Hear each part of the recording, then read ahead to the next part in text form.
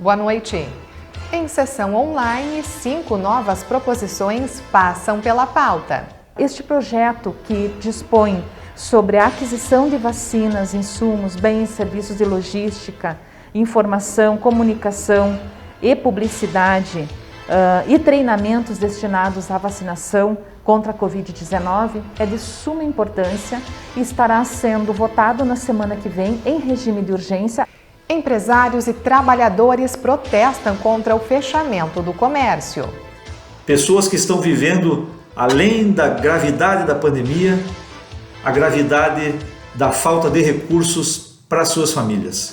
Sancionados projetos que facilitam a compra de vacinas contra a Covid. É fundamental para que a gente tenha a autorização para fazer negociações com os laboratórios que exigem cláusulas que vão além da nossa capacidade simples de contratar. Agora, no Jornal da Câmara.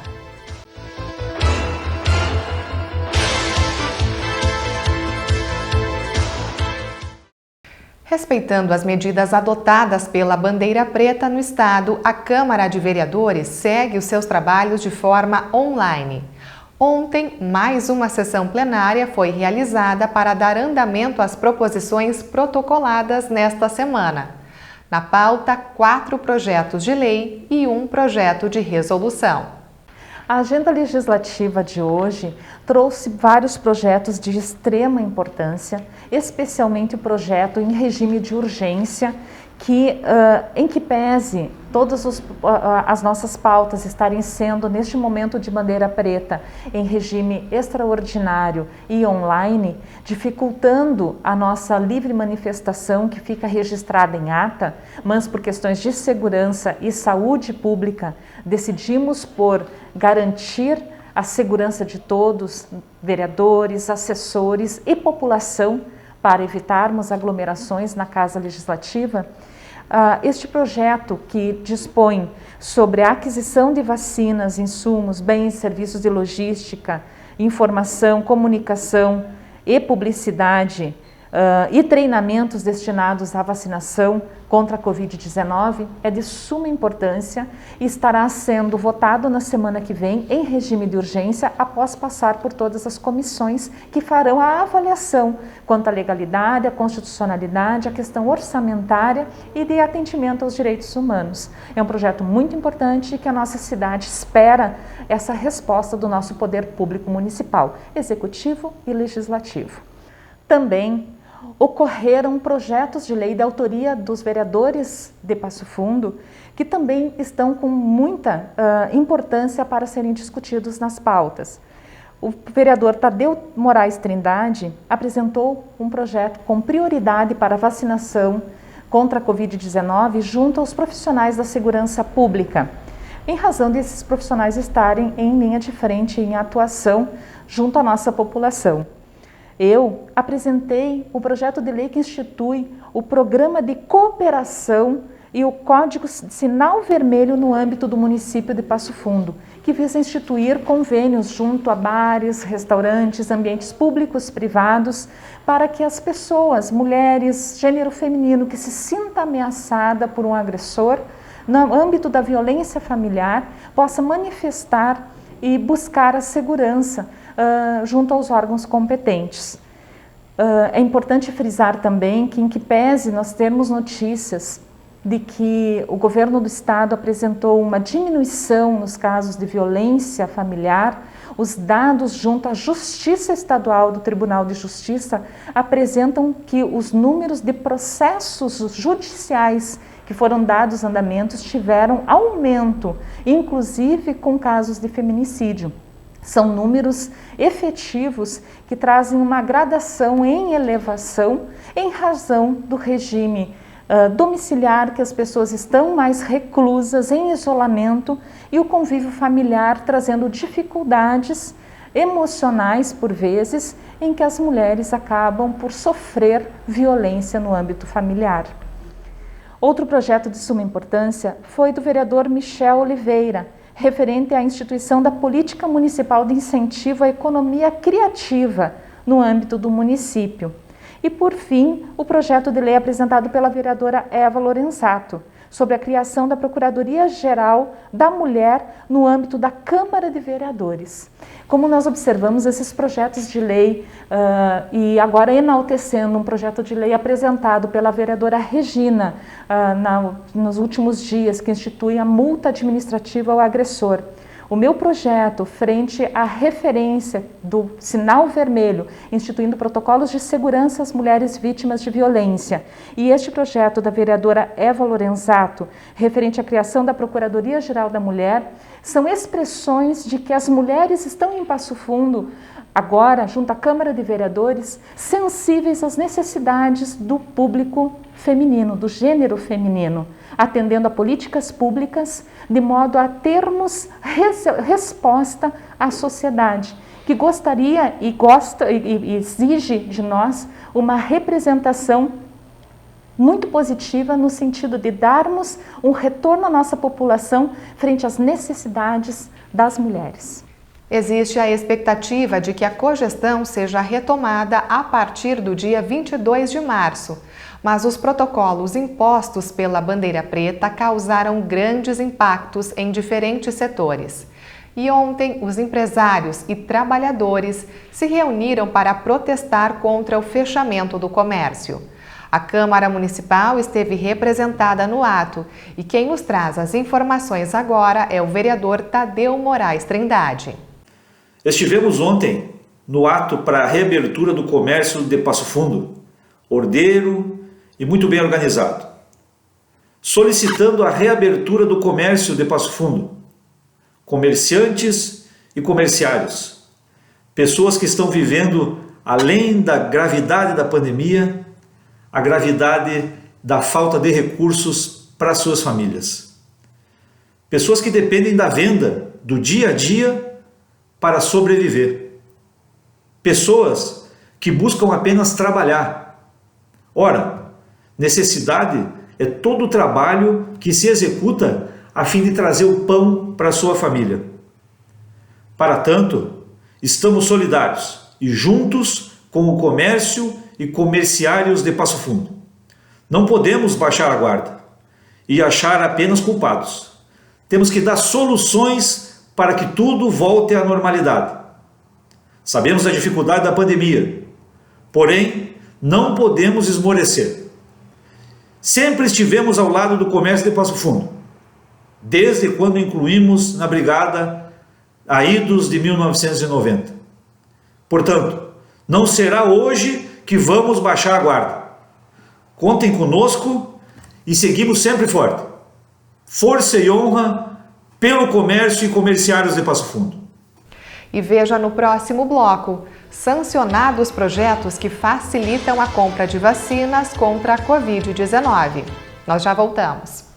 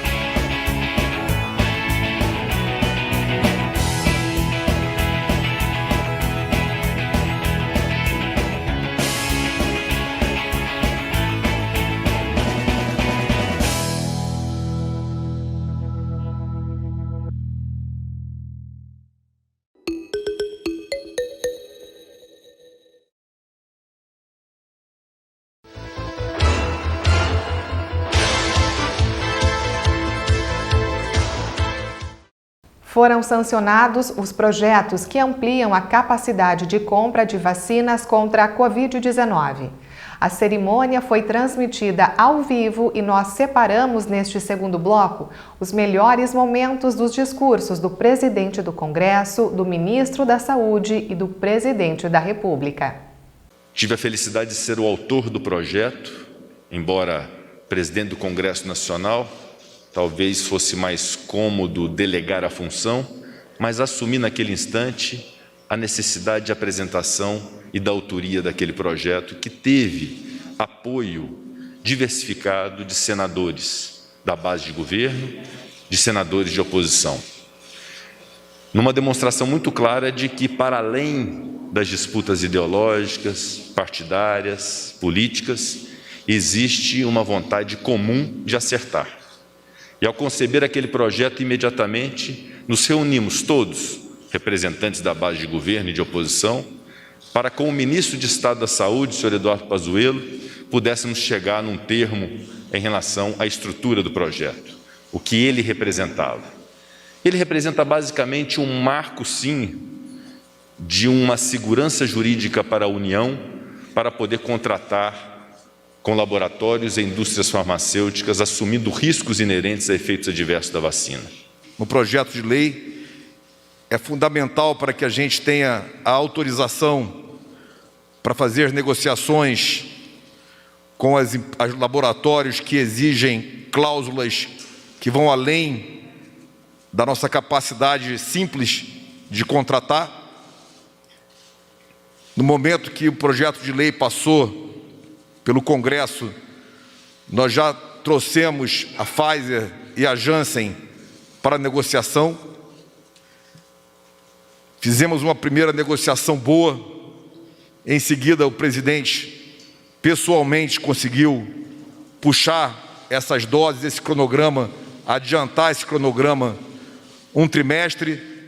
Isso tudo resulta em vacinas, resulta em tranquilidade para o povo. É importante que nós não possamos nunca deixar de compreender a necessidade da produção nacional. Sem a produção da Fiocruz e do Butantan, nós hoje praticamente não teríamos vacinado ninguém.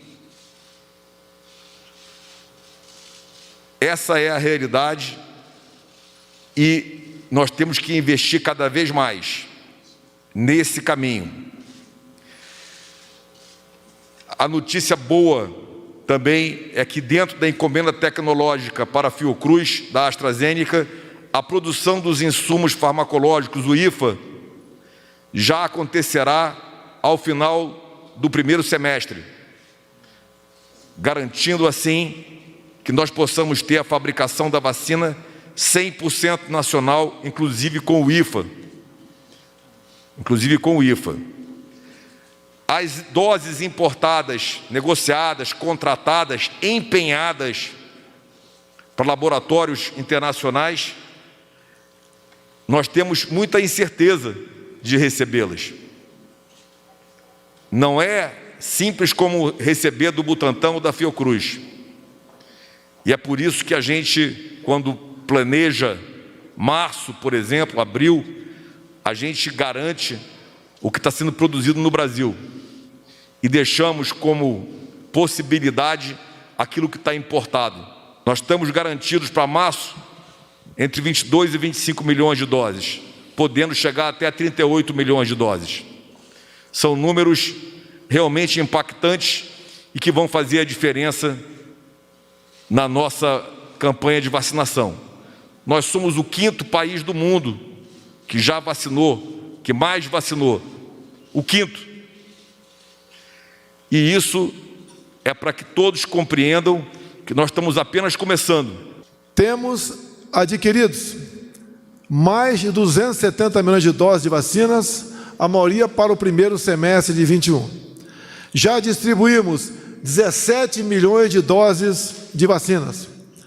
Já temos vacinados no Brasil mais de 10 milhões de pessoas.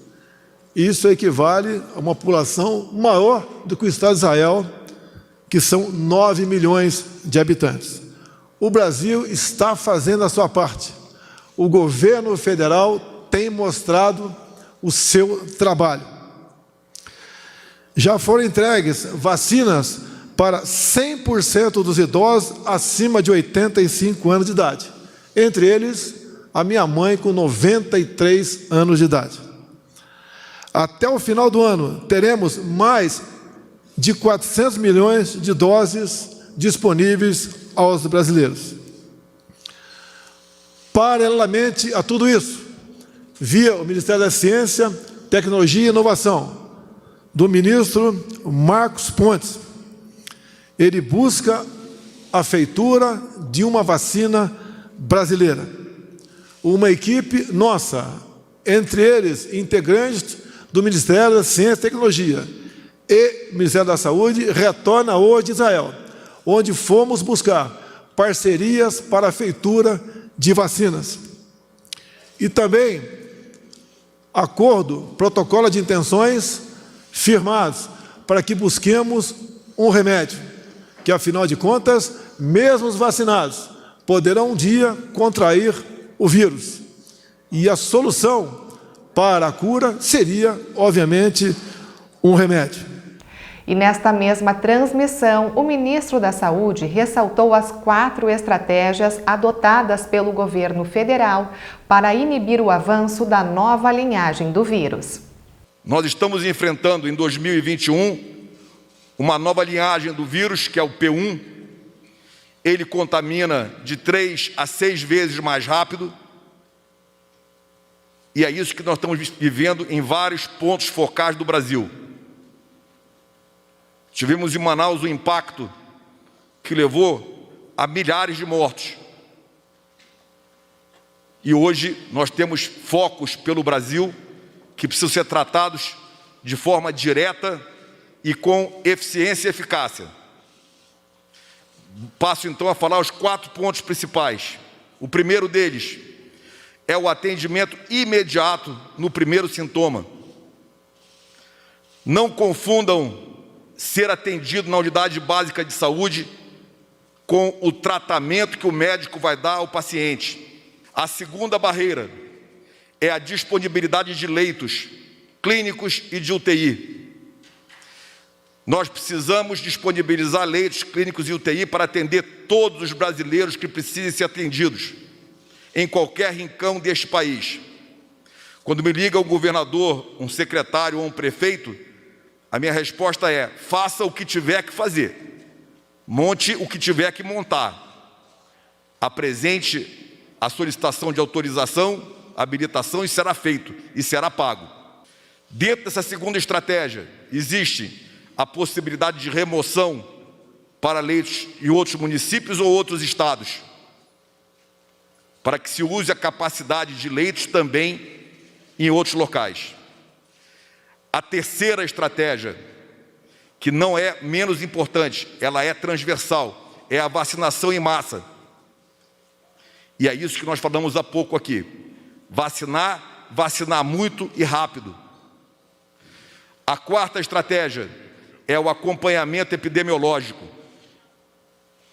com estratégias que passam pela testagem, que passam pelo trabalho do médico em cima do diagnóstico, para que a gente possa direcionar as políticas públicas.